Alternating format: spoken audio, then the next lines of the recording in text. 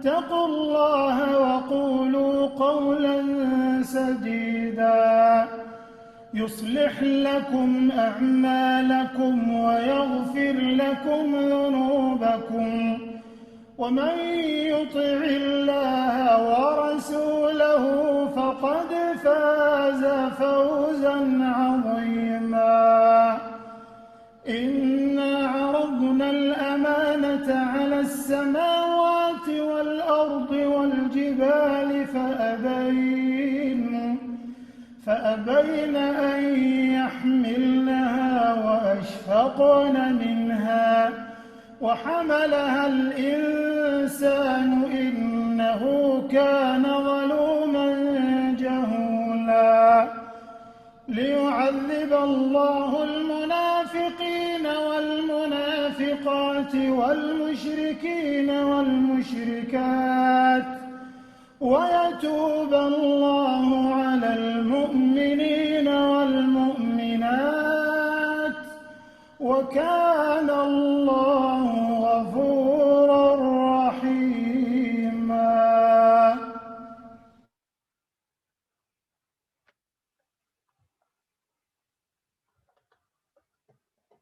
أعوذ بالله من الشيطان الرجيم.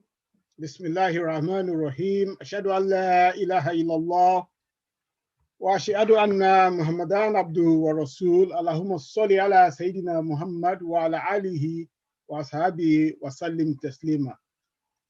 I welcome you all, our followers from all over the world, with the best greetings in the world by saying Assalamu alaikum wa rahmatullahi wa barakatuh. This is the 45th edition of our program, Oh You Will Believe, coming live from the Old Kent Road Masjid, London. 45th edition, Allahu Akbar. And thank you for all of our members working behind the scene. Thank you for you all for staying with us every week, and you are the reason we are still continuing. And we're getting good feedbacks from yourselves. So really, really want to thank you. And inshallah, Ramadan is just around the corner. So inshallah, I'll talk about that a bit at the end. So let's start today off with the recitation from the Quran from our sister Waliya. Bismillah. Assalamu alaikum. Wa alaikum assalam. أعوذ بالله من الشيطان الرجيم. بسم الله الرحمن الرحيم. آمن الرسول بما أنزل إليه من ربه والمؤمنون كل آمن بالله وملائكته وكتبه ورسله لا نفرق بين أحد من رسله وقالوا سمعنا وأطعنا غفرانك ربنا وإليك المصير. لا يكلف الله نفسا إلا وسعها لها ما كسبت وعليها ما اكتسبت. ربنا لا تؤاخذنا إن نسينا أو أخطأنا ربنا ولا تحمل علينا إصرا كما حملته على الذين من قبلنا ربنا ولا تحملنا ما لا طاقة لنا به واعف عنا واغفر لنا وارحمنا أنت مولانا فانصرنا على القوم الكافرين. أنت مولانا فانصرنا على القوم الكافرين. أنت مولانا فانصرنا على القوم الكافرين. صدق الله العظيم. Allahu Akbar. Allahu Akbar. Thank you very much for taking us through that. My lovely sister Mariam Wasila Akinyemi from the Marizak, Waliya Akinyemi from the Madrasa. Thank you very much. You are a very good example for the younger ones as well. So once again, I welcome you all. In a short while, I'll be handing over to our moderator, our one and only father, Professor Mashood Baderi. Before then, though, let me remind us that, look, we're here again. Just get your families and friends, send them the message, tell them we are live. And we are live. We have amazing speakers today covering amazing topics. So I'll leave Prof to introduce our speakers, but please get everybody around. Let's all sit down and enjoy today. Inshallah, the mosque has opened. So for all the salat, so please, if you are local, start coming to the mosque, but please observe all the COVID-19 guidelines while you do that. Okay, and we need volunteers at the mosque. We need volunteers to help ensure that safety is maintained, that COVID-19 restrictions are being abided by, and to take care of the masjid. Please, you get abundant reward from Allah. You never know which good deed that will take you to paradise. So don't ever undermine any good deed, including volunteering for the mosque. And also, our young ones, we are running a workshop for them. Another workshop is coming up this weekend. The name of the workshop is If the Media Were Mine. We are introducing our young ones for the media life, how to manage the media, and if they might show interest in that profession, whether as a full career or as a hobby. So get your children interested, inshallah. You never know what they will learn that might help their future, inshallah, bi-qudratillah. So I'm going to hand over to Prof to introduce our guest speaker. Inshallah, I'll see you at the other end of the program. Assalamu alaikum. Wa alaikum assalam. Madam Shams, thank you so much for anchoring us. I'm also really very privileged to be able to welcome all our viewers and our listeners, both in-house and over Facebook and over YouTube, to our 45th version of O You Who Believe. Alhamdulillah, today we have two speakers, established speakers, whom I'm really very, very privileged to be able to introduce. The first person I'm privileged to introduce is Sheikh Abdullah Adam Al-Ilori.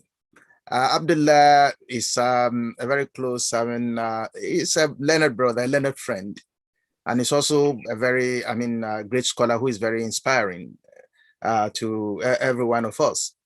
He is the founder of Mamba al-Hikmah, Fountain of Wisdom, Society of Nigeria in Akoka, Nigeria. He's a barrister and solicitor. He attended Yaba Model Primary School and Ansaruddin Grammar School, Roundel Avenue. He then attended Markaz Islamic Training Center, Agege, the popular Markaz, which we all know, established by his father. You know, the Arabs will say, Al-Walad Kamithli Abihi, like father, like son. Before he proceeded to Bayero University, Kano, where he studied Sharia and civil law combined. He was also at one time in Azhar University, Cairo, for a specialized course in Dawah. He was called to the Nigerian bar in 2001 and concluded his LLM Masters in Law in 2009 from the Lagos State University. He's an associate member of the Chartered Institute of Arbitration in the UK. He's also fellow of the Chartered Institute of Administration in Nigeria, and he is also an alumnus of the Nigerian Institute of Advanced Legal Studies. He is currently running a PhD program. He's currently completing a PhD program in legislative drafting at, I guess, Nigerian Institute of Advanced Legal Studies. He has attended many international Islamic conferences, both at home and abroad. He has his own law firm called Adam Abdullah & Co., which he started in 2010, and he acts as the external solicitor, that is his own retainership, to many corporate bodies, including banks, airlines, hotels, and so on and so forth. He was recently appointed as a Honorable Qadi of the Sharia Court of Appeal in Abuja, and he's awaiting his swearing in as a Qadi, as a Honorable Qadi of the Sharia Court of Appeal in the Federal Capital Territory, Abuja, after he was recommended by the National Judicial Council, Abuja, at its 93rd meeting on the 16th of December, 2020. So we are really very honored to have Sheikh and Barrister Abdullah Adam Abdullah Al-Ilori on the program today. he will be speaking on a very interesting topic. I mean, this has come up a few times here regarding ideological differences, intellectual and ideological differences in Islam. You know, especially in these days of social media, you find so many differences, so many arguments among scholars, particularly in Nigeria. So Barrister Abdullah will be talking about this. He'll be looking at the causes and the remedies, the causes of such intellectual and ideological differences and their remedies. So I'm really very privileged to welcome Sheikh Barrister Abdullah Adam Abdullah Al-Ilori. You are most welcome to our platform. May Allah accept this as an act of ibadah for you and put it in your Mizan al-Khair. Jazakumullah khair jaza. As we normally say, you know, we try to talk about the profile of our speakers in order to encourage especially our up-and-coming youth. He's a professional lawyer and he practices law, yet, you know, he also upholds his Islamic profile and is a very committed da'i, a caller to the cause of Islam. So being professional does not mean that we should hide our credentials, our Islamic credentials. We should try as much as possible to put it out there for everyone to see. And may Allah continue to elevate every one of us. Now, the second person I'm also privileged to introduce is one of our sisters by name, Sister Khadija Abiose Fashina. Sister Khadija is an economics graduate and she holds a master's in business administration. She worked for 17 years as an accountant before she pursued her dream of becoming a certified chef. So she's a professional in two ways. She's an accountant and now she's a certified chef. She's the chief executive officer of Tasty Hub Fast Food and Catering Services, the Body Essentials Company, and she is the current president of Halal Children's Home. Sister Khadija is married to Malam or Alaji Adidiji Ridwan Fashina with children, 6 children, 3 of whom are fostered. She loves executing events. She's a go-getter. That's the meaning of that. She loves doing charity, which is really very commendable. It's an Islamic act. And she also likes going on exciting adventures. She likes reading books, and she identifies as a lifelong learner. And that is in following actually the Sunnah of the Prophet ﷺ, because in one tradition, the Prophet said, learning is from the cradle to the grave. So in Islam, learning is lifelong. Sister Khadija will be talking to us about, fostering in Islam. You know, she says halal fostering. That's a very interesting topic. May Allah also put this in your Mizan al-Khair and accept it as a good deed for you. We thank you for your time. I'm really very privileged to welcome you to this platform. Now, as we normally do, wa alaikum salam. As we normally do, our first speaker, Mala Abdullah, will speak for 25 minutes and there'll be a timer there. So please, let's keep within time so that we can have enough time for questions. And Sister Khadija will be speaking for 15 minutes after him.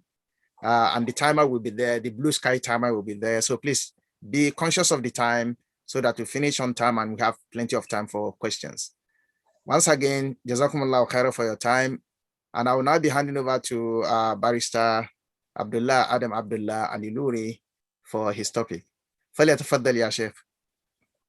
أعوذ بالله من الشيطان الرجيم. بسم الله الرحمن الرحيم وبه نستعين عونك يا معين. It's indeed my pleasure to be with you today, and particularly under the auspices of our brother, our pride, a professor of law, not only in Nigeria, but is our pride all over the world. Is our Egbon, is our senior at the bar. I've known Professor Badrin for more than 35 years now. From his days in WAMI, and all his activities are very laudable.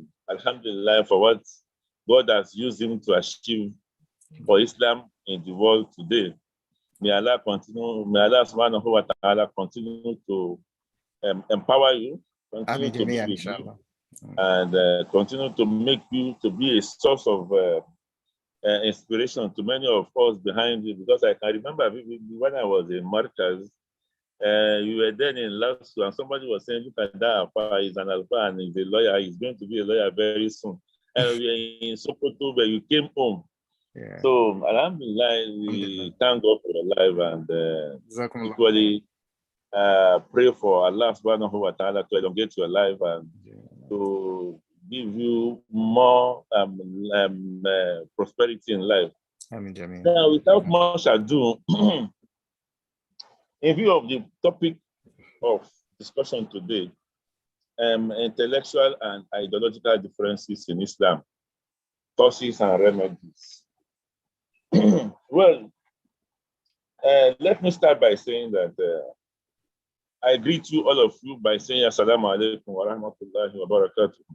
Yeah, what I know is that in the first instance, we need to have a look at the position of Islam, the position of knowledge and intellectualism in Islam. If we look at the first verse of the Holy Quran, we notice that it was revealed to make us know the importance of acquisition of knowledge, and to let us know that knowledge plays a vital role in the success and establishment of a community or society that is thriving and peaceful and meaningful.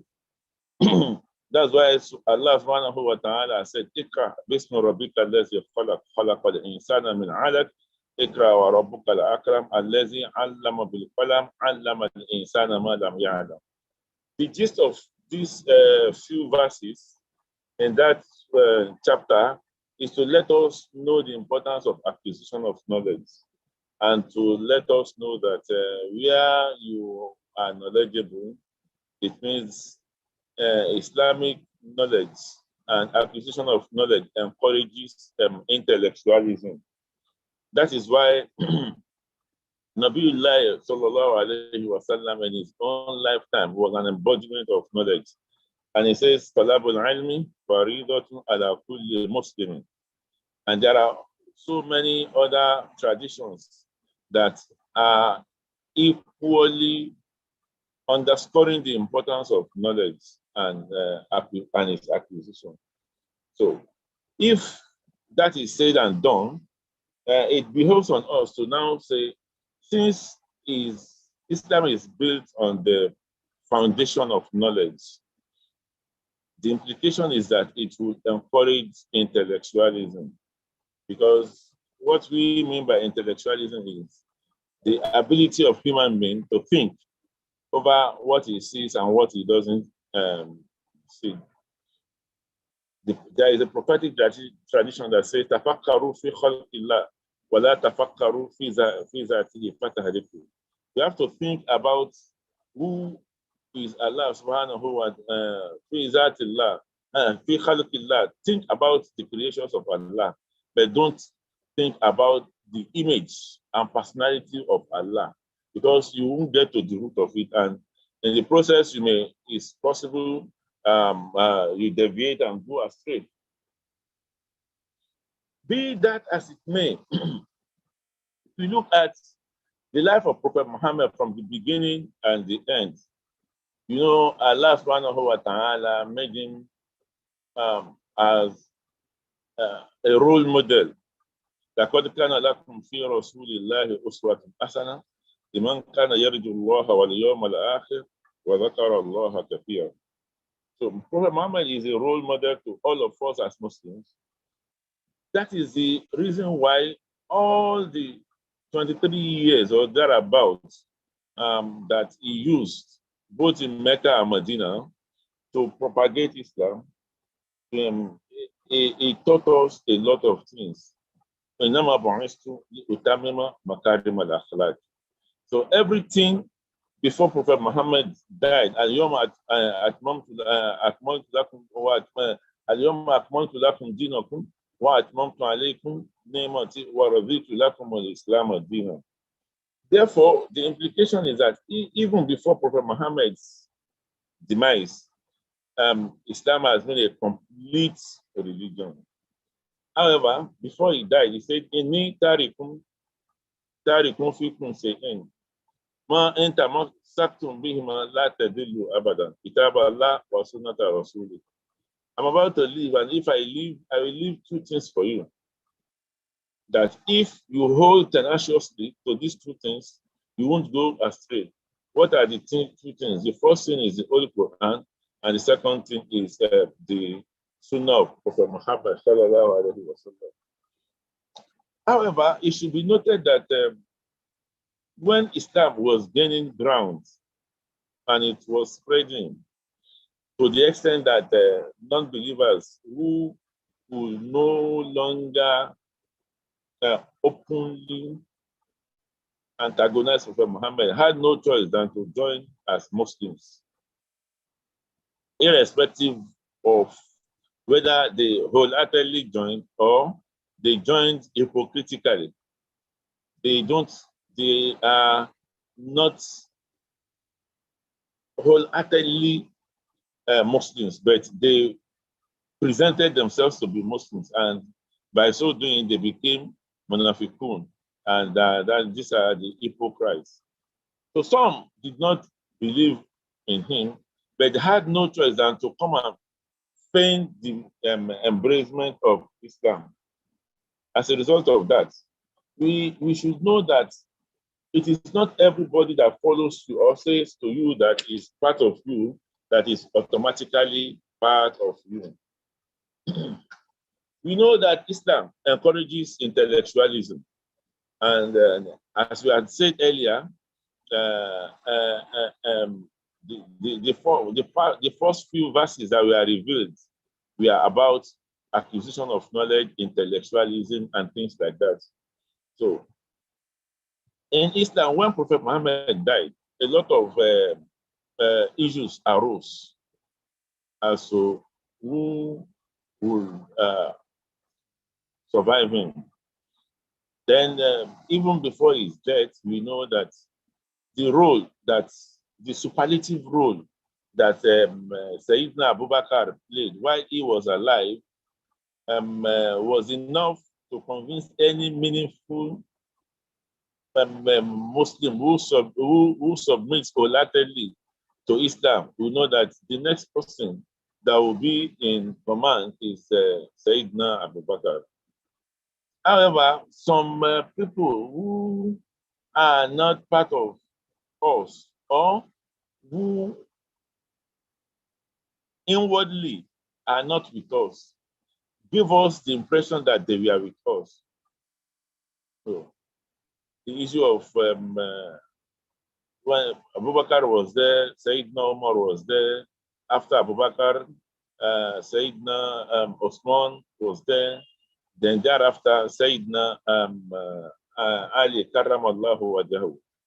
So from this point, particularly from the point of Sayyidina Uthman, when the way Sayyidina Uthman was killed, and when it was time Sayyidina Ali to become the caliph, a lot of disagreements occurred. So we now had the Khawarij, we now had the Shia, and we now had the people who were in support of the Orthodox Sunni school of thought that was practiced by Prophet Muhammad, practiced by Abu Bakr, practiced by Sayyidina Umar, and practiced by Sayyidina Usman, and even practiced by Imam Ali himself, until after the disagreement that was triggered off as a result of people who wanted Imam Ali to go after the people that killed Sayyidina Usman. Basically, this is the genesis of intellectual differences in Islam. You have the Sunni, then we have the Shia, we have the Khawarij. So when we now talk about intellectual differences, naturally, even when Prophet Muhammad was alive, there were instances that he had issues, minor intellectual differences, not disagreements, not war, not face-off between some of his Sahaba, but they gave peaceful thoughts and they gave peaceful ideas that they felt we are innocent and we are honest to him, which at times he could turn down, and at times he could accept, and at times Allah could even make revelations to him that will make him to adopt that of his Sahaba at the instance, at the expense of his own idea. So this is to show us that in any given ummah or society, there is every tendency that we will have a bit of disagreements among ourselves. The Quran says, وَلَوْ شَاءَ رَبُّكَ لَجَعَلَ النَّاسَ أُمَّةً وَاحِدَةً وَلَا يَزَالُونَ مُخْتَلِفِينَ إِلَّا مَا رَحِمَ رَبِّي وَلِذَلِكَ خَلَقَهُمْ.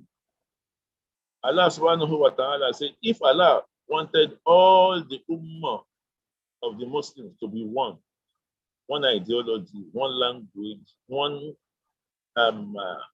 type of thinking, he can do it. He's capable of doing it, but he didn't do it because even if he had done it, there will still be disagreements or differences among them. Except if Allah subhanahu wa ta'ala, which is in very rare circumstances, وَلِذَلِكَ خَلَقَهُمْ.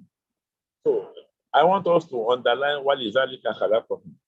So the implication is that whether we like it or not, it is going to be an inevitable phenomenon in any human circle that there will be divergence of opinion on any given issue even between within a particular family or a particular clan or a particular society, a particular state or a particular country. So whether we like it or not, there will be. Let us look at Nigeria now. At least they said we have 250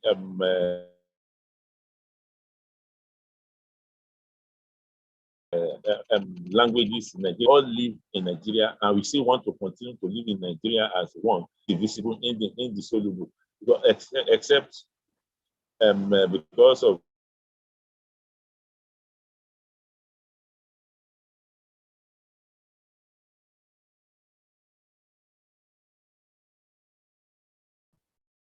Assalamu alaikum. Okay. It's breaking. Sorry, go on. We had a breaking, okay. Yeah. Okay. So what the point I'm trying to make basically is that that prophetic that Quranic text is a pointer to the fact that in any human society there will be possibility and chances that differences will definitely occur among human beings, more particularly in our religion. Now we have told you about Sunni part. We have made some mention of Shia, because I don't want to go in deeply into all those areas, but I want us to know that the genesis of ideological differences starts from after the death of Sayyidina Usman, from when Sayyidina Ali became the Caliph, and people started asking for the head of people who killed Sayyidina Usman, and they said Sayyidina Ali should go after them. But Imam Ali did not want to go after, and eventually it was some people who felt that it should have originally be made the first caliph, started agitating that it should, even right from the beginning, that it should have been the caliph. But Imam Ali himself never agitated for that. He never, while he was alive, because he had a son that was named Abu Bakr. Because of Sayyidina Abu Bakr, he had a son that was named Usman because of Sayyidina Usman. He had a son that was named Umar because of Sayyidina Umar. So all these are pointers to the fact that personally, Sayyidina Ali does not want any agitation. So the people that we are clamoring for him are the ones that are called the Shia, Shiites. So they have the way they interpret the Quran. They have the way they interpret their own traditions, and they have the companions that they believe in the way they narrate the chain of collection of hadith, and they never believe some Sahaba who are transmitters of hadith, and they hated them, and they didn't want to believe anything that come from them. So that was how the issue of ideological differences came. But at this point, it is going to be pertinent for me to say we have to look at differences from two angles. Number one is jurisprudential difference. Number one, jurisprudential differences, and number two is what we can call differences on the line of creeds. الاختلاف فقهية اختلافات فقهية واختلافات عقدية. So when we say اختلافات فقهية, differences, jurisprudential differences, in Islam, most of the jurisprudential differences we have are more of blessings to us because it gives our religion flexibility. So if you have 4 major schools of thought in Islam, we have the Abu Hanafi school, we have the Maliki school, we have the Shafi'i school, and we have the Hanbali school. All these schools are to minimize our challenges. All these schools are to mitigate the hardship that may emanate from how we understand our religion. So if you have difficulty with one school of thought, we are allowed to adhere to other school of thought because it gives us opportunity for variety. So ikhtilaf al-tanawwu', that is, it gives us room for variety and flexibility. So if you have a position in Mali in Hanafi school that we believe is difficult, we can toe the line of Maliki, or we toe the line of Shafi'i, or we toe the line of Hanbali. So ikhtilaf al-a'imma rahmatun.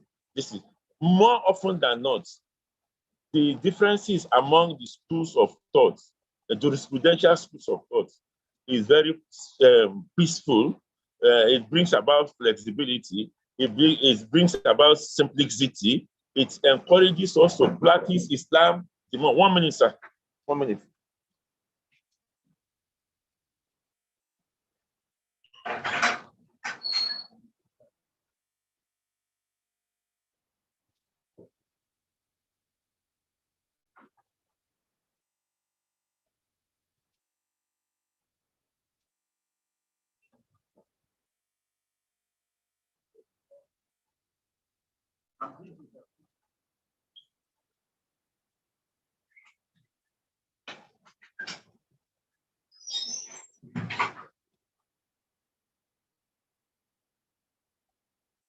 Please kindly accept my profound apology, please. Please, I'm sorry about that. Somebody has been knocking, and I kept ignoring him. And that's fine. Alhamdulillah. So, however, the danger and the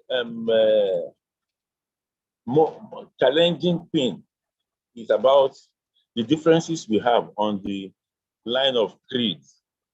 I made mention that there is flexibility in jurisprudential differences we have, because it makes our deal easy for us.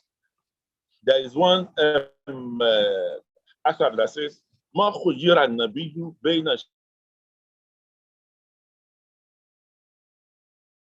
shay'ain illa ikhtara aysara," an option in his life to make choice between two things, except he goes for the lesser one, that is not strenuous. It's not because he was lazy,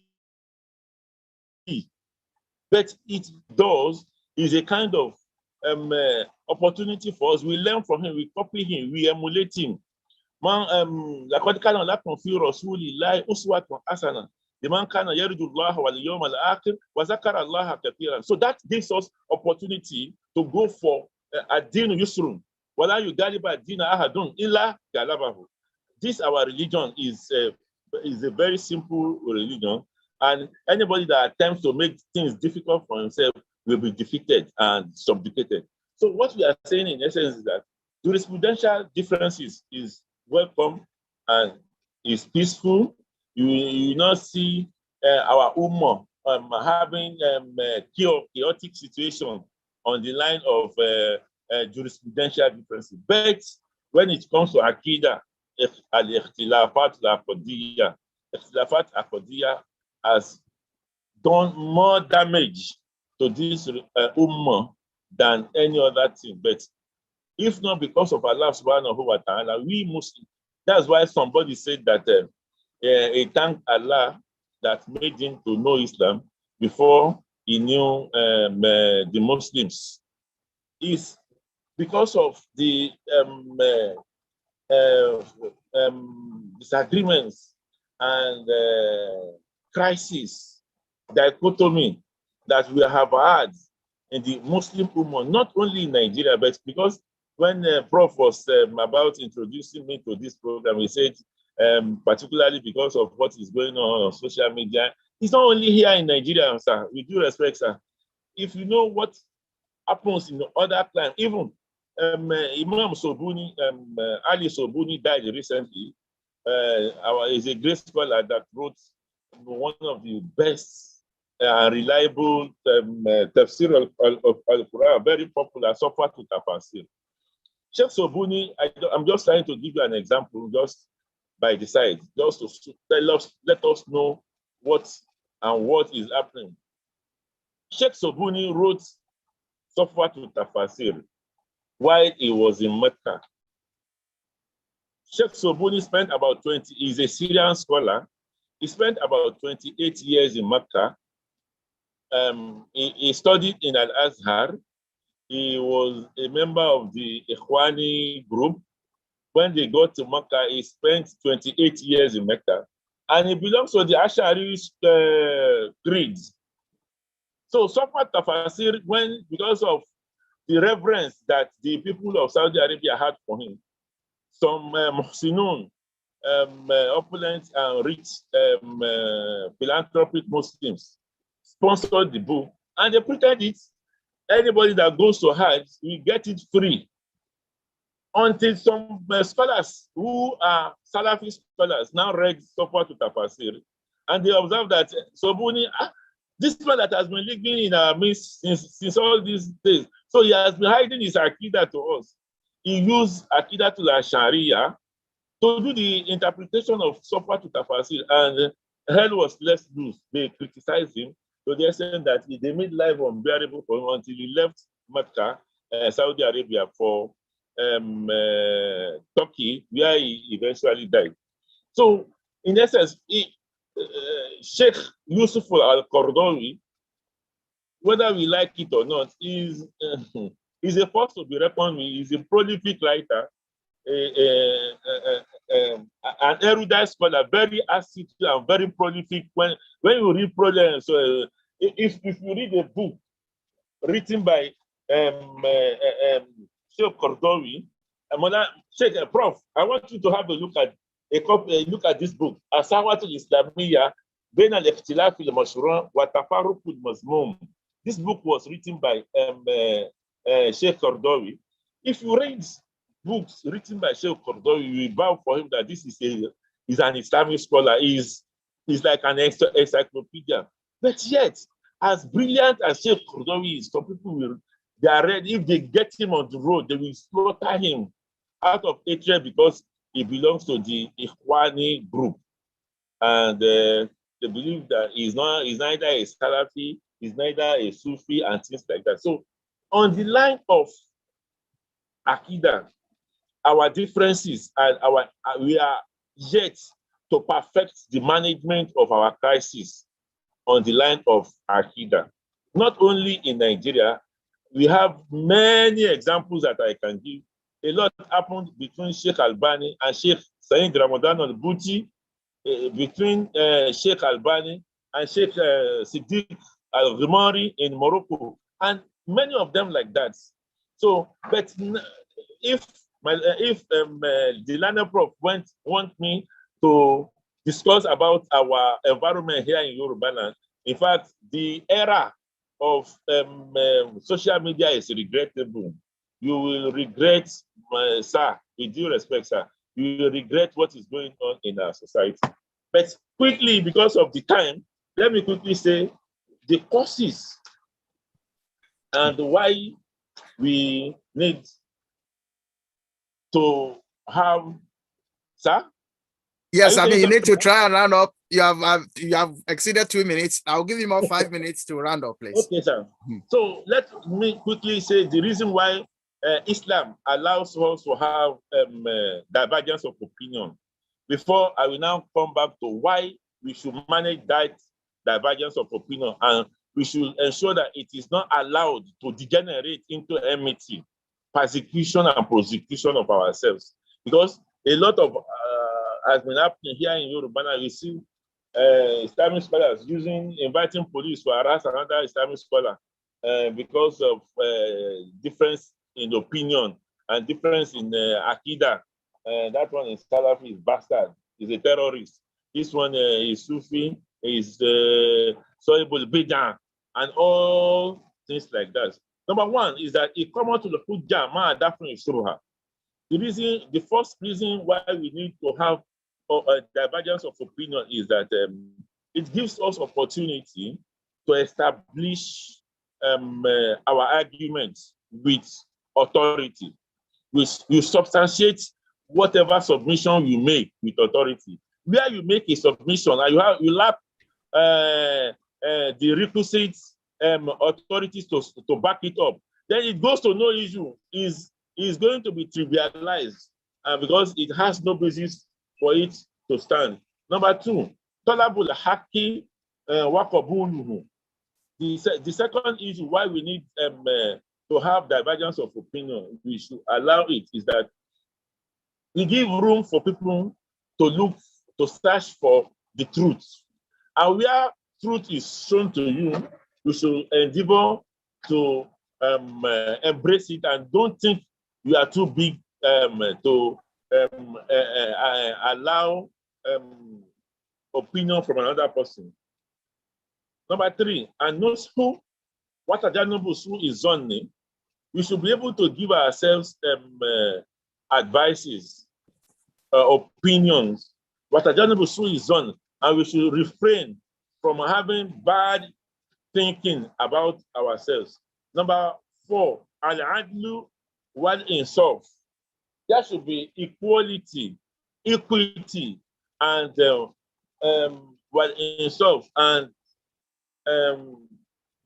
honesty, integrity in the way we behave, and we make our submissions against our opponents who is not in line with us.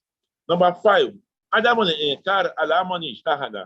if somebody makes an legal exercise, we should not condemn him because he makes an exercise, because Prophet Muhammad himself sallallahu alaihi wasallam has told us that man ijtahada minkum wa asaba falahu ajran, ajrul ijtihad wa ajrul isaba, wa man ijtahada wa lam yusib falahu ajrun wahid, ajrul ijtihad. So anybody who makes a legal exercise should not be condemned he will be rewarded. Number one, for making that effort. And number two, if he gets it right, he will be rewarded again for getting it right. And where he makes an exercise and makes an error, he will still be rewarded for making that exercise, but he may not be rewarded for making the error. So for anybody who sees another opinion, we should ensure that we give more room to our minds, so that where we see any opinion that is strange to our own ideology, we should not start condemning the person. We should give them room to let us listen first. Then we embark on more research to see whether what he said, we have not gone to that level yet. We are yet to get to that level. Don't see yourself above everybody, but that because somebody says something that is strange to you, then it is automatically wrong. No, because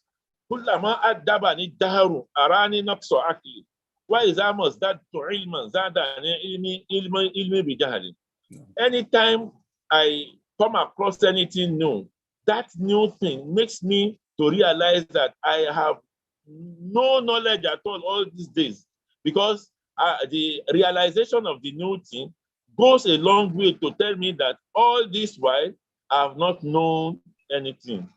So, but what we can do to avoid unnecessary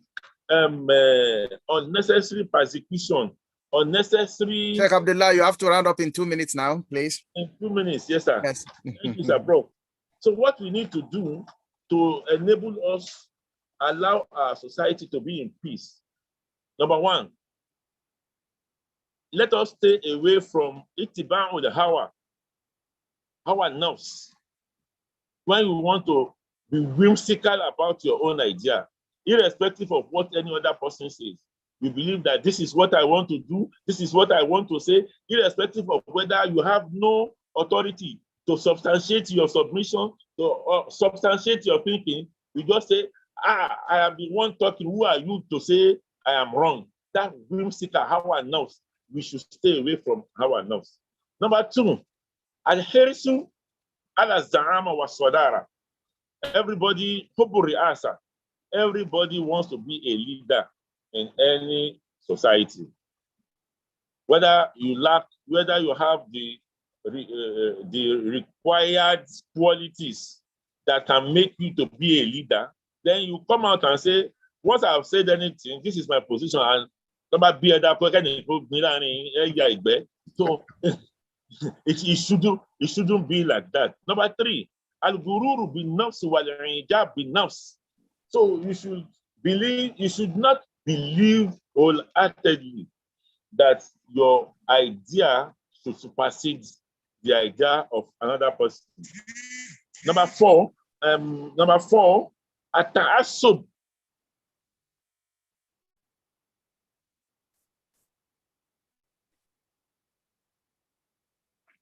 Hello, sir. Okay, yeah, go on. Please round up. Number four, at-ta'assub. Maybe tribalism or sectionalism, or the fact that I'm a Sufist. If anybody approaches me and says he's a Salafi, then whatever he says, it shouldn't be because he is from the other side, or we didn't go to the same madrasa, or we didn't go to the same university, or we didn't go to the same country. You studied in Al-Azhar, I studied in Saudi Arabia, then I'm better than you. Then I studied in Al-Azhar. Al-Azhar is the best and the best university in the whole world. All our students, our teachers from Al-Azhar went to Saudi Arabia to open your eyes and expose who are you. All these things, you should jettison it, so that to give room for peace to reign in our society as Muslims. Jazakumullah khairan. Thank you so much, Sheikh Abdul. I know there will be a lot of questions to ask, but I'm just very sorry to intervene. Jazakumullah khairan jaza for that. You've actually, hit the main points, which I believe our audience will want to raise questions on. It's a very big problem in our society now and all over the world, but you could very much address it, very well. Now, in order not to take, too much time in commenting on that, inshallah, we'll come back to that. Let me go to our second speaker, to give a presentation on halal fostering for 15 minutes. Bismillah, Sister Khadija.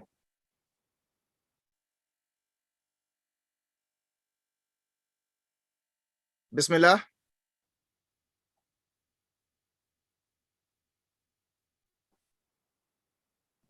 I think she went out and then she's on the attendees. I've just promoted her now. So we give her a minute to settle in. Few seconds.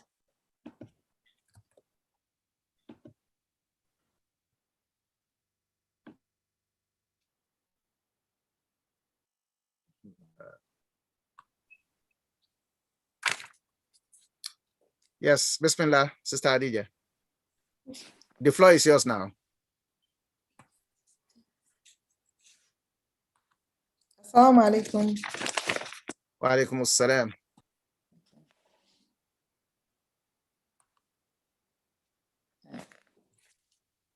Atayatullah, Azakiyatullah, Atoyibatu Salam.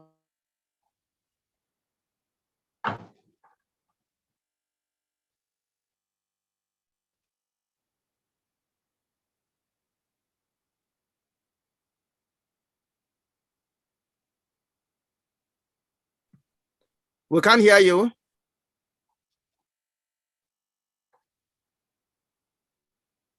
Sister Khadija, we can't hear you. We can see your screen sharing, but we can't hear you.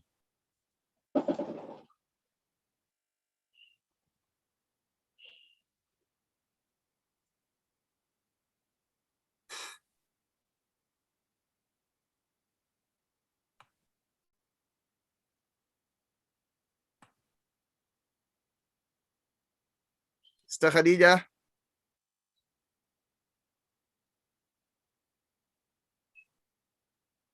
Okay, I think that we have some technical difficulties.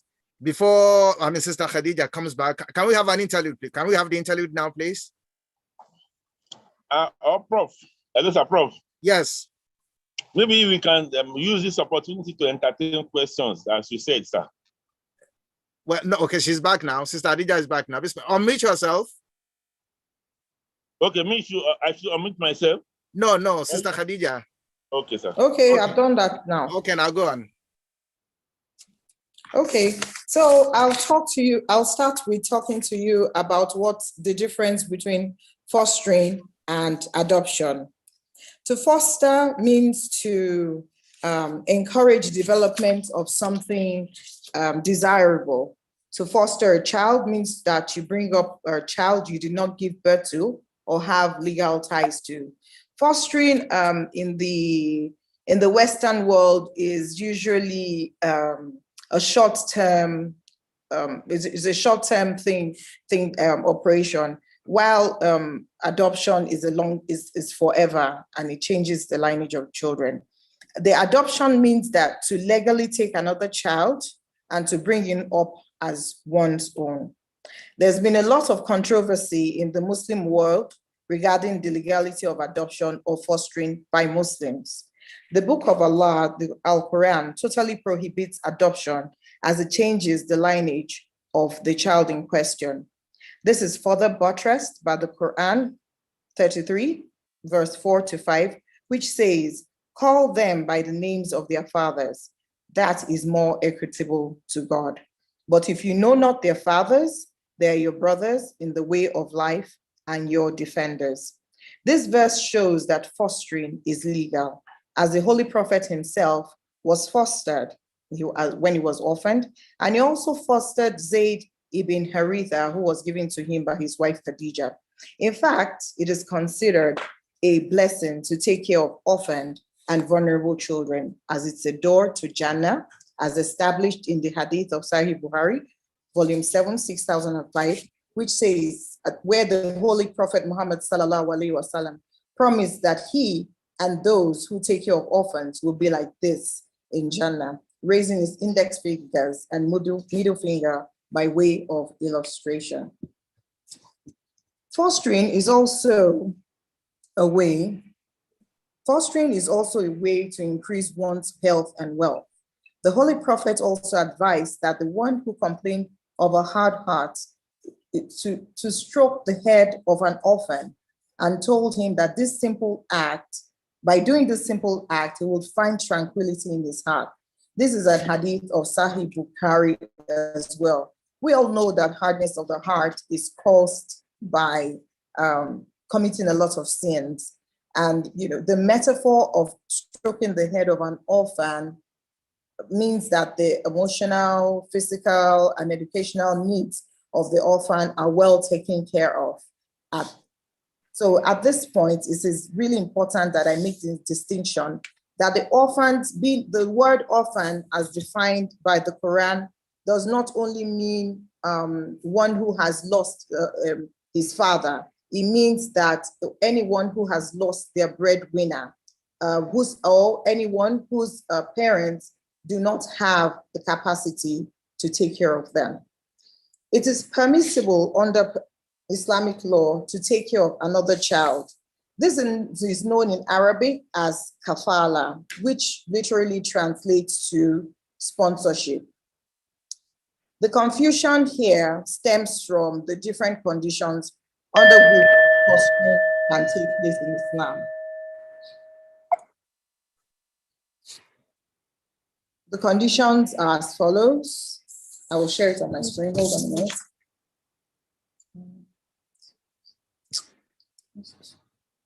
Sorry about that. I'll just share the conditions in minutes. Okay.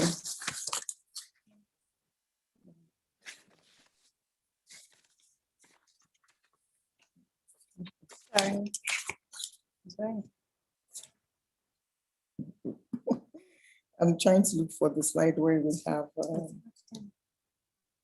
Okay, hold on a minute.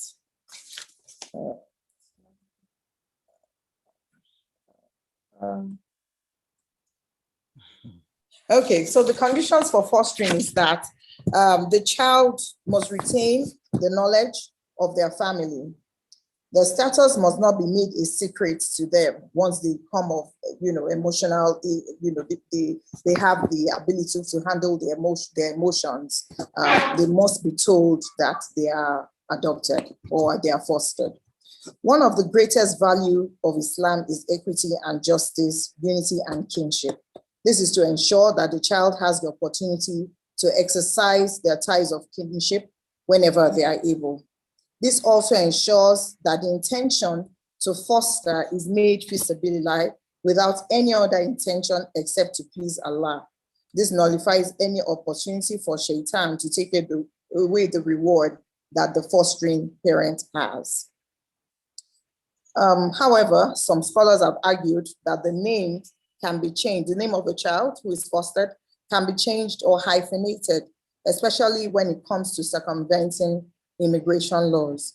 I'm also a victim of this, as I have not been able to secure travel documents for my foster children under the Child Care Act. I would have to legally adopt them according to the Child Care Act, and to do so in this case, and to do so would mean that I have to adopt them, thereby violating the opinion that the child's name must not be changed. In any case, the hadith, I would probably do it, because in any case, the hadith provides that if you don't know the names of their father, you can change their names. Also, the child cannot legally inherit a sponsor. The values of equity and justice come to play here. Blood ties are necessary for inheritance. Wealth is meant to be used to foster unity in the society. Indeed, the family is the smallest unit of society. This helps secure generational wealth. Allah is indeed Al-Alim, Al-Hakim. Some people say it's difficult to live with a non-mahram child. This can be easily remedied by breastfeeding the child if he's less than 2 years old.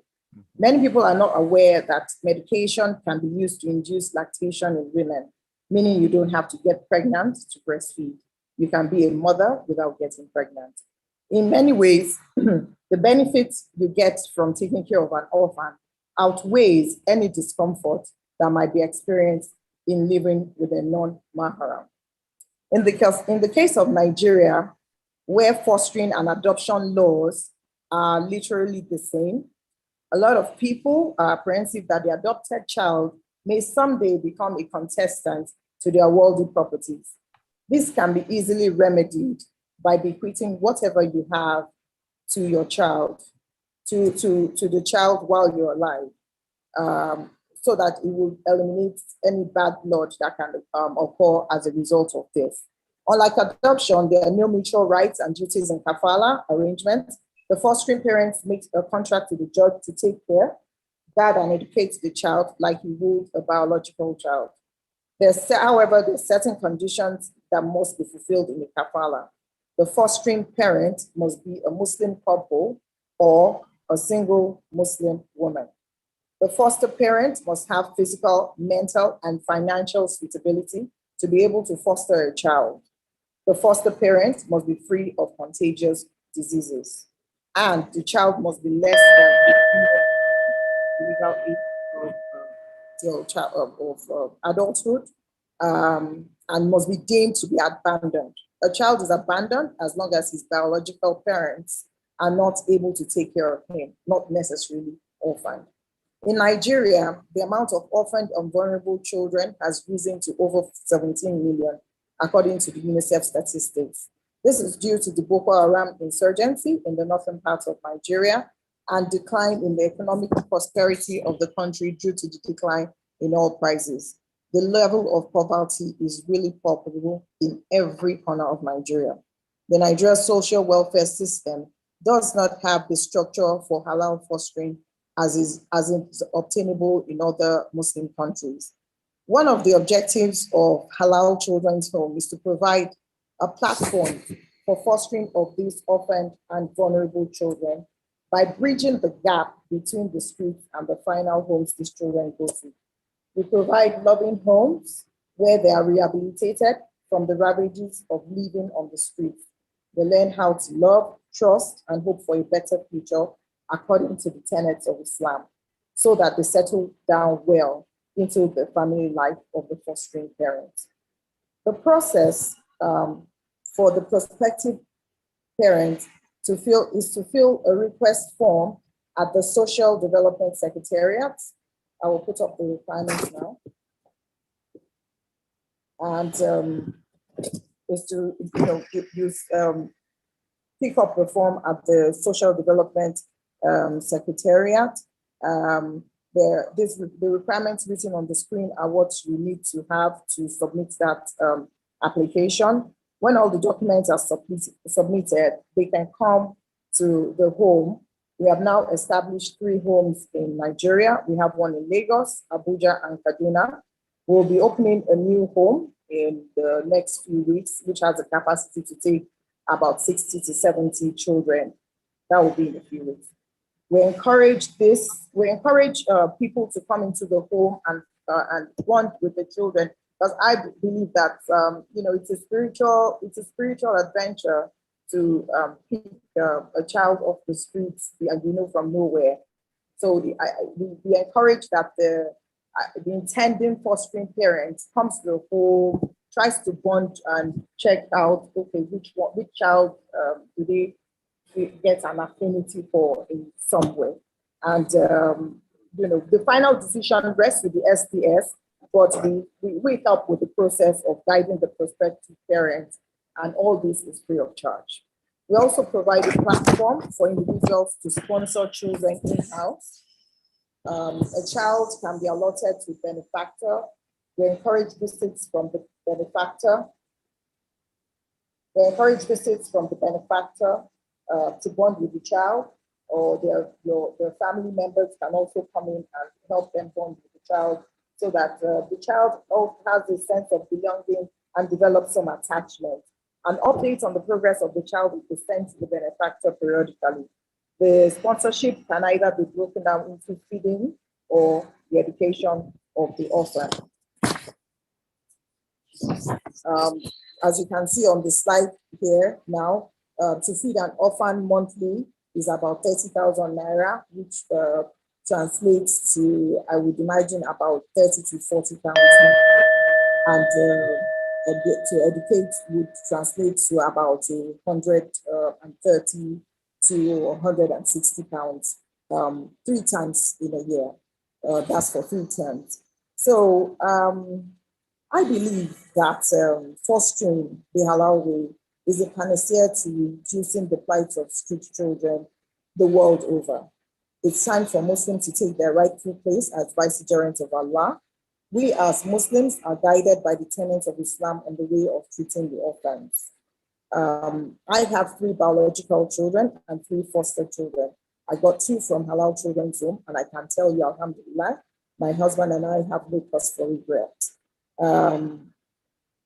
It's really gratifying to know that we can uphold the sunnah of the Prophet and have hope in the promises of Allah, alhamdulillah. It has been one of the most fulfilling experiences of my life yet. I encourage anyone who wants to take this route to do istihara, to take the plunge and go for it. If you have other children, have a conversation with them, allay your fears, and put your trust in Allah subhanahu wa ta'ala. Allah is sufficient as a protector and as a provider. I'll leave you with this quote on the authority of Abu Sa'id al-Khudri, may Allah be pleased with him, who said, I heard the messenger of Allah say, whoever of you sees an evil, let him change it with his hand. And if he is not able to do so, let him change it with his tongue. And if he is not able to do so, then let him change it with his heart. And that is the weakest of faith. In this period of Ramadan, where everybody is in a race for Jannah, I beseech you all to join Halal Children's Home as representative of Allah subhanahu wa ta'ala, who have seen evil and changed it with his hands, tongue, and heart.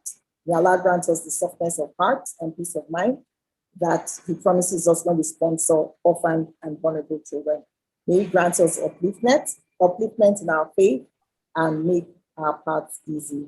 Ramadan Mubarak, Jazakallah khairan, for having me on this program. Jazakumullah khairan, jaza, Sister Khadija, for that really, a beautiful presentation about, fostering in Islam. Actually, when you were giving your presentation, my mind was, there's a verse in Surah Al-Insan, Quran chapter 76. Actually, if you look at verse 8, one of the descriptions which Allah gave the believer is وَيُطْعِمُونَ الطَّعَامَ عَلَى حُبِّهِ مِسْكِينًا وَيَتِيمًا وَعَسِيرًا. That is those who feed, based on the love of Allah. They feed the poor, the orphans, and the prisoners. So it's very important that, it's an important endeavor if we are able to do so. I know there will be a lot of questions, for both speakers. Let's quickly go to the back room to have a brief interlude. Then we'll come back to take the questions. Interlude, please.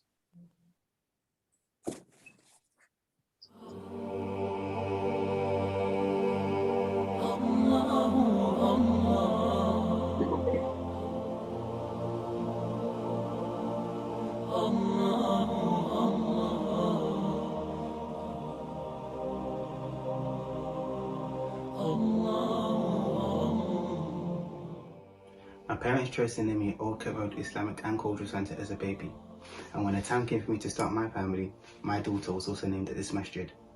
Same as my story, I was also born and named there. I attended Maracas and used to play football after classes with my mates. The Old Kent Road Mosque and Islamic Cultural Center, MAN UK, is a community where all Muslims enjoy the bond of brotherhood and the sweetness of sisterhood. Old Kent Road Masjid has played an important role in my spiritual and social development and that of my young family. It is a home, a place of solace for everyone, especially the Muslims of African descent living in London, United Kingdom. This is a heritage we treasure and must preserve for the next generation. We need you to make this dream come true. Kindly donate and encourage your family, friends, and loved ones to contribute towards the rebuilding of our mosque. May Allah bless and reward you abundantly. Allahumma Ameen. Please help build our mosque.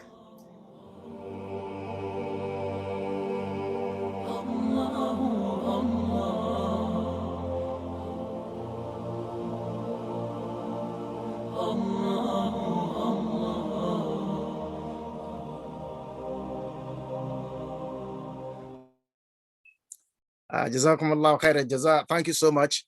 The fundraising for the rebuilding of the Old Country Mosque is still ongoing. So we are still calling. Ramadan is coming, inshallah. We are still calling people to, donate to the project, inshallah, from now throughout Ramadan. And we hope Allah will make it easy for every one of us and we'll get the project executed after Ramadan. The plan is to start the construction from after Ramadan around the end of May, inshallah. So we are still taking, donations, and the bank accounts are in the chat box for those who wants to continue donating. Now let's go to questions. Now, control room. Assalamu alaikum. Alaikum salam. Yeah. The first thing is the participants are requesting for information on the speaker. So if there is any information you want to share, kindly put it in the chat room box and they can take it from there. The first question is, somebody said, one sheikh said in doing ablution, you should only put water in your mouth and not your finger, and it's haram, and the other sheikh said it's allowed. Is this not confusing? Which is correct? Sheikh Abdullah.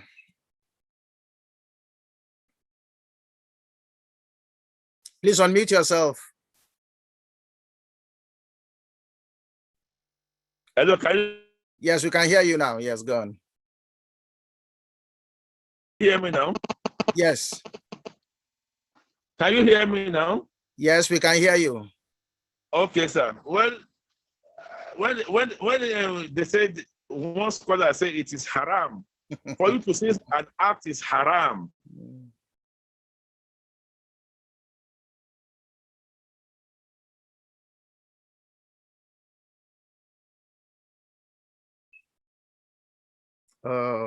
There must be an express prohibition now, and I don't think they're prohibiting the rinsing of the mouth. What you do, in Arabic it is called al-madmadatu salasan. You rinse it with your finger. That is sunnah. Hello, sir. Hello, we can hear you. Okay, sir. So it can't be haram. So it is better for us to leave it as, but you pour water.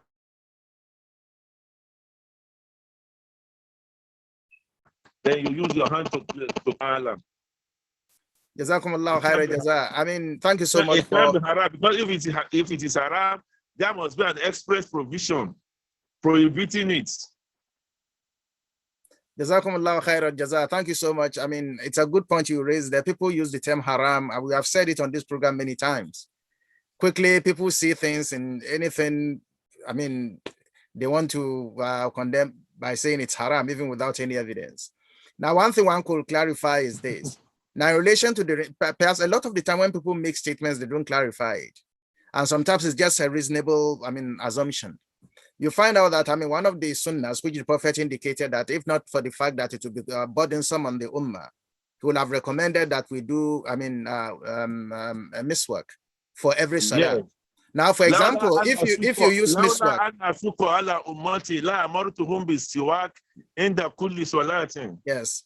Now, if you have used, miswak, for example, when you want to do wudu, if you have used miswak, it means you have cleansed your teeth. You don't need to put your hands again. You just need to rinse your mouth to rinse things out. But if you have not used miswak, there's nothing, that says it's haram for you to use your fingers in order to, get your mouth clean.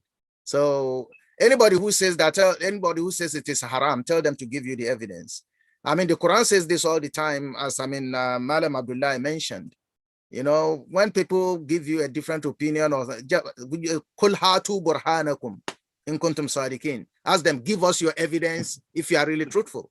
So you ask for evidence, either evidence from the Quran or the Sunnah, to show that what they are saying is right. If they are not able to provide you an alternative evidence, stay on what you are or seek a second opinion. That's the best way to move. Jazakumullah khair. Further questions? Can you adopt a child from Nigeria or foster? Sister Khadija. Yes, you can do that. You can foster a child. And yes, you can adopt. I think that the way to, I could share my details and we could talk about how to go about that. Jazakumullah khairan jaza. You can put your details in the chat box. I mean, this is a very good endeavor so that people who wants to, make effort in that regard can contact you and you can share your good practices with them. Thank you so much. Further questions? Hello, sir, Prof. Yes. In addition to the point we made on the issue of haram, I want to further submit that if the case is that it attracts punishment wherever you do, whenever you do it, because Allah will state, it's either Allah will state the punishment or Sunnah will explain the punishment further. So for you to say something is haram, there must be authority from the Quran and Sunnah, and there will be punishment to serve as penalty for the person that violates it. That is the point. Jazakumullah khairan jaza. Thank you for adding that. Further questions, please. What practice can render a Muslim Aqidah questionable? Kamal Abdullah. Bismillah. He said, well, the issue is what practice can render an Aqidah questionable. Yes, wherever we do anything that is bid'ah, then it will be a kind of challenge. However, you need to do a great deal of exercise, intellectual exercise, to determine what is bid'ah. Because according to scholars, a lot of issues arose on what is called bid'ah. Some believe that there is innovation, good innovation, and some other say there is nothing that is called good innovation. Good innovation. Any innovation is bad innovation. So what we need to do every time is to ensure that whatever we do is originated from the Kitab and Sunnah, so that we can't practice Islam without having authority on what you are doing, without having anything to substantiate what you are doing, without having anything to rely upon as a source of evidence. So if you know you have no evidence on what you are doing, you better leave it. When you have an evidence, then you go ahead. And if you know you are doubting yourself, consult scholars. Fasalu ahla zikri in kuntum la ta'lamun. Jazakumullah khairan jaza. But the point has been answered. I just want to add, to this. The Quran and the Sunnah are the fundamental sources of the Muslims. But the truth of the matter is that, if many provisions of the Quran are quite generic. In Islamic legal terminology, we call them zanni. They could be speculative. And this is why sometimes you find that there are different interpretations of various provisions of the Quran. Now, what usually comes, according to Imam Shafi'i, we talk about the concept of ijma, consensus of the ulama on particular issues, particularly issues relating to our deen. Actually, Imam Shafi'i indicates that when we talk about ijma, it's only in relation to those things that are ma'ruf, that we know generally that, for example, we know that prayer is 5 times a day. The obligatory prayers is 5 times a day. There's consensus on that. Now, if anybody comes and say that, well, obligatory prayer is now 6, you know that is contradicting the ijma, the well-known ijma over time. And you know that, well, there's something wrong with that aqidah. Now, for example, the pillars of Iman, for example, we know that there are 6, they are there, and these have been ma'ruf for a very long time. Muslims have been on this for a very long time. If anybody wants to contradict that, they have to bring their evidence. They cannot just contradict it. Now, even in relation to aqidah, there can be some issues that there can be ikhtilaf. And in those areas, those small areas is sometimes areas that create problems, which people don't need to bother about. Now, for example, the argument of whether when we go in Al-Jannah, whether we will see Allah or will not see him. At one point in time, it has become a very big issue of Akida, whereby, those who say that we will see Allah, those who say we will not see him, they challenge their own Akidas and things like that. The issue of whether, okay, where does Allah exist? Does he exist in heaven or everywhere? These are issues, they are issues that relates to Ilm al-Kalam, which people don't need to bother about. The major issues of the Ibadat are settled, like fasting in Ramadan, going to Hajj, all these are the 5 main pillars of Islam. There is ijma on them, and they are ma'ruf over time. So anybody who wants to contradict those, you tell them hatu burhanik, that is, bring your evidence if you are really truthful. If you are not able to bring any evidence, you remain on those. The nitty-gritties of where is Allah? Is it in heaven? Is he everywhere? And things like that. People can speculate on that. We shouldn't let that create differences and problems with us. The theologians, and this has been there forever. The theologians have difference of opinion on this, and we should not let that bother us and push us to the brink. Wallahu alam, may Allah continue to increase us in knowledge. I think time is really going now. Let us take one more question, and then we can call later a day, inshallah. Bismillah. We have the hand of Imam Kazim and Dr. Dawood on, and we have like 4 questions. So I don't know. Okay, let's take Deputy Imam's contribution. Bismillah. Alaikum wa rahmatullahi wa barakatuh. Wa alaikum assalam wa rahmatullahi wa barakatuh. May Allah subhanahu wa ta'ala reward our 2 speakers of the day, inshallah. My contribution is a form of the question. I thank our Sheikh for beautiful presentation, very inspiring and very educative and informative. My question is this, because of course you've quoted a verse in the Quran, that is what we use to 12:76.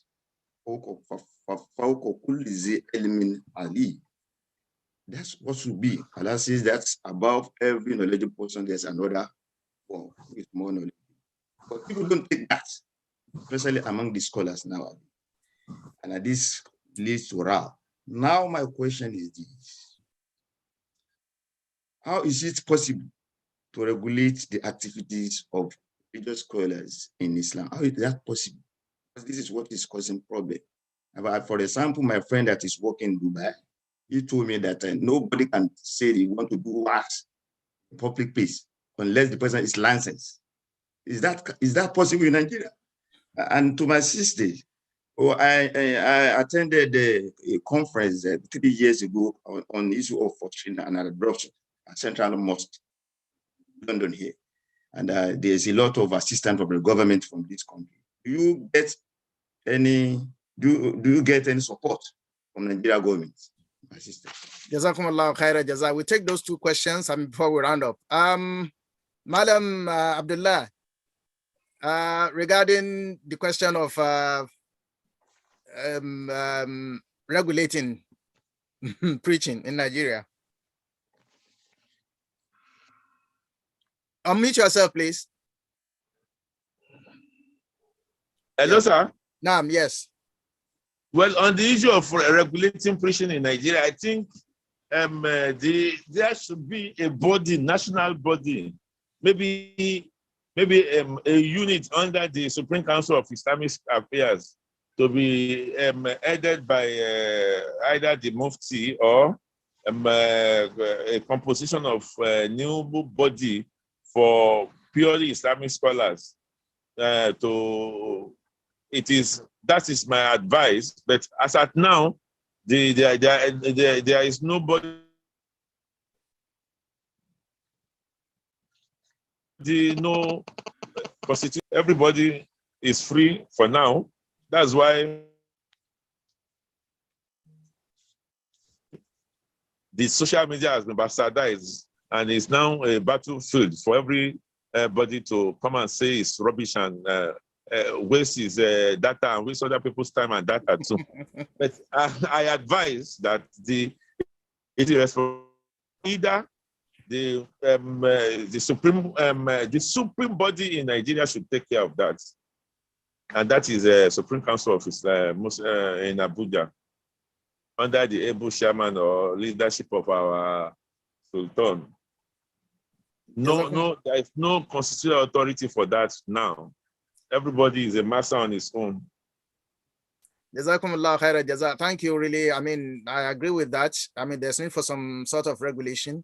I'm not only of I'm a Muslim, community, but even all religious preaching. Because religion is very powerful. In any endeavor, sir, as you know, as lawyers, there are many bodies statutorily empowered by law to regulate each affair, the affairs of each profession. Yes, we have a Corporate Affairs Commission. CAC is there. Capital Markets, SEC is there. NCAA, aviation is there. Yeah. Such activities should be regulated, and we have a lot of erudite scholars in Nigeria that can come together under the auspices of the Supreme Council of Islamic Affairs and do that. Yes, I agree with you totally, but it must be also in cooperation with the government, because every regulation must have some force behind it. I mean, the way things are now in Nigeria, even if Supreme Council comes with a regulatory, rule indicating that only those who are qualified or licensed are able to, people will violate it.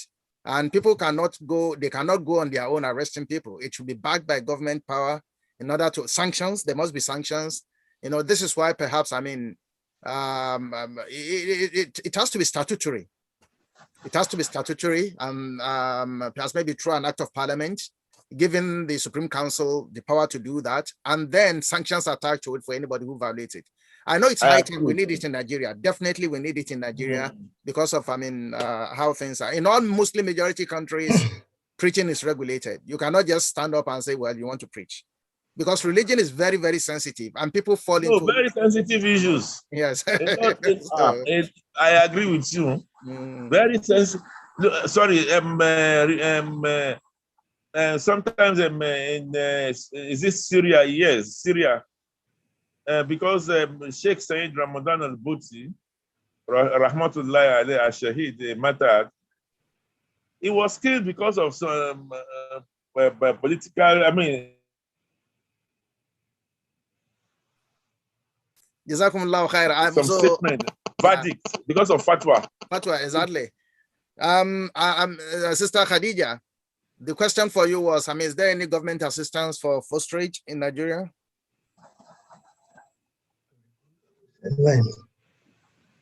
Sister Khadija? She's here, but she has not connected her audio. So I don't know. Okay, let Dr. Adeshola, Dr. Dawood make his points. Quickly, please. Assalamu alaikum wa rahmatullahi wa barakatuh. Wa alaikum assalam wa rahmatullahi wa barakatuh. Well, it is on issue of argument on bid'ah.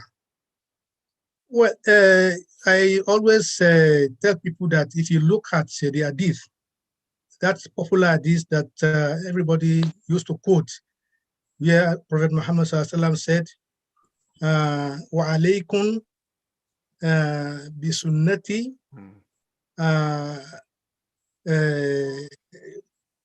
the hadith goes on that kullu bid'at dalala wa kullu dalalat fi nar.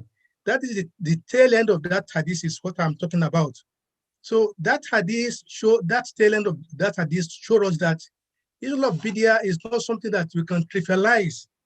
It's not something that we can say anything that we see bid'ah. That one is bid'ah. It means that bid'ah has to be something that has to do with the fundamental of Islam.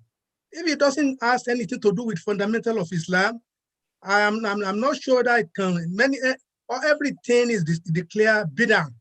And the moment you declare something bid'ah, it means the person that you accuse of bid'ah is condemned. That is the implication. So at any time I want to quote the hadith, we have to look at that tail of that hadith that وَكُلُّ بِدْعَةٍ ضَلَالَةٍ وَكُلُّ ضَلَالَةٍ فِي النَّارِ. So for example, now if somebody is taking Mizbah, Tasbih, and you say that it was not used in the time of the Prophet, that amounts to bid'ah, it means using the Tasbih amount to bid'ah, and that person is condemned to Dolala and to the hellfire. For example, I remember when I was in Saudi Arabia, Sheikh Salih Al-Uthaymeen was asked whether in the time of the Prophet they used to say Sadaqallah al-Azim at the end of the recitation of Quran, and he said that it was not done. So does it mean that anybody who say Sadaqallah al-Azim after the reading of the Quran has done bid'ah and is condemned? This is the point. May Allah get us right. Jazakumullah khaira jaza. I mean, we will do a session on bid'ah sometime, inshallah ta'ala. And that's relates to text and context, you know, in relation to everything that, I mean, we hear. Both the Quran, both the Sunnah. Sometimes people just, I mean, take them out of context.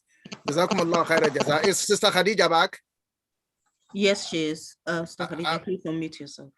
Yeah. Assalamu alaikum. I'm back. Sorry. Yes, the question, please. Connection. Yeah. What was the question? Oh, the question was, I mean, is there any governmental support for fostering in Nigeria? For governmental support for fostering, absolutely not. Okay. There's none at all. We are all self-funded, friends and family, and people like you out there. No. If you allow me, can I just ask a related question that was put on the chat? Somebody wanted to know what motivates Sister Khadija into setting up the Halal Children Home, and what you would say to families who have orphans children in their extended family. Okay. Yeah, assalamu alaikum. Please, you have to be brief because we need to go for Maghrib, please. Brief, yes. Okay, I actually did not start Halal Children's Home. Halal Children's Home is it's a group of 12 Muslim sisters who are passionate about vulnerable and orphan children, and we all just came together. We weren't even friends. We just came together. You know, when Allah is ready to make something happen, all he has to say and be, and that's it, and it's it. And we've been in existence for about 7 years now. For people who have orphaned and vulnerable children in their house, in their extended families, I would implore them to take these children in and try as much as possible to treat them as their own biological children, because you know, we need to, it's the duty of the Muslim to do this. It's a sunnah. Apart from that, as I say, we're all Jannah hustlers, and it's really an easy path to Jannah, and you would be contributing not just to your hereafter, but to your here as well, because these children are really the future leaders. Jazakumullah khaira jaza. Thank you so much. We need to go for Maghrib now. We need to round up. Jazakumullah khair for our two speakers. May Allah reward you and put it in your Mizanul Khair. Ya ayyuha alladhina amanu today. Ramadan is coming. We're starting Ramadan next week. Quran 2:183. Ya ayyuha alladhina amanu kutiba alaykumus siyam kama kutiba ala alladhina min qablikum la'allakum tattaqun. Allah has prescribed fasting on us, you know, so you have to prepare and get ready for it. Or okay, ready Ramadan is the minimum of fasting in a year that a person can do. You don't have an option in it. So Allah has prescribed it. So look at that verse, Quran 2:183, and make up your mind and prepare for it. May Allah make it easy for every one of us. I will hand over now back to Malan Shamsuddin to sign us off. Assalamu alaikum wa rahmatullahi wa barakatuh. Wa alaikum salam wa rahmatullahi wa barakatuh. Thank you very much, Prof. We've really learned a lot. Today has been another amazing day. We've tackled a big issue affecting the Ummah, and we've come down to the level of the little Muslim around that are orphaned. We are tackling that as well, and it's been amazing. I shall be looking at this video again to take in all that has been said, and I'll be contacting my sister Khadija. Inshallah, we need to support this Halal Children's Home. Do you know why you need to support it? That is Nigeria, where Christians are deliberately targeting Muslim children.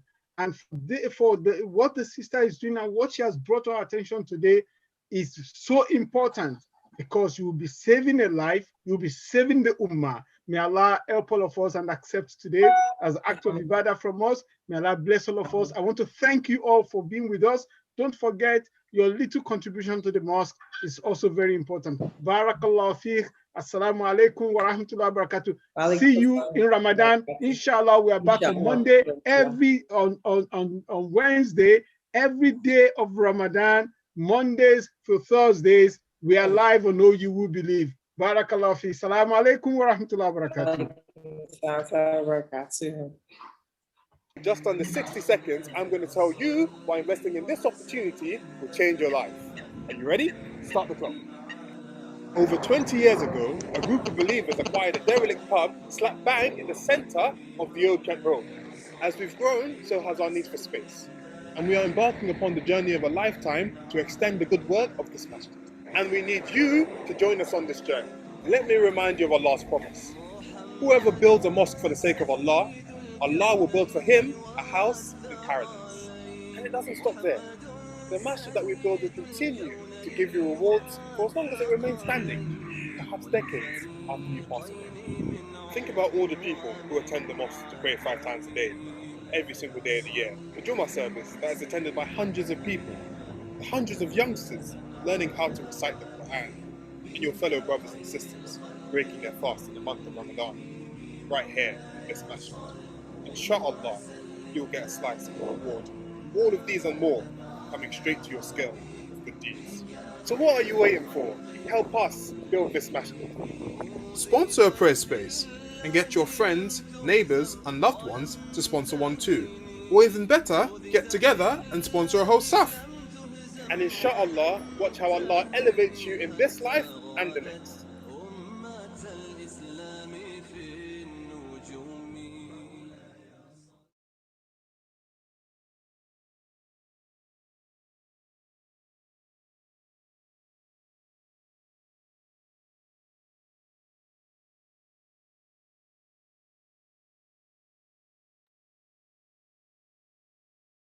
يا أيها الذين آمنوا اتقوا الله وقولوا قولا سديدا يصلح لكم أعمالكم ويغفر لكم ذنوبكم ومن يطع الله ورسوله فقد فاز فوزا عظيما. إنا عرضنا الأمانة على السماوات والأرض والجبال فأبين أن يحملنها وأشفقن منها وحملها الإنسان إنه كان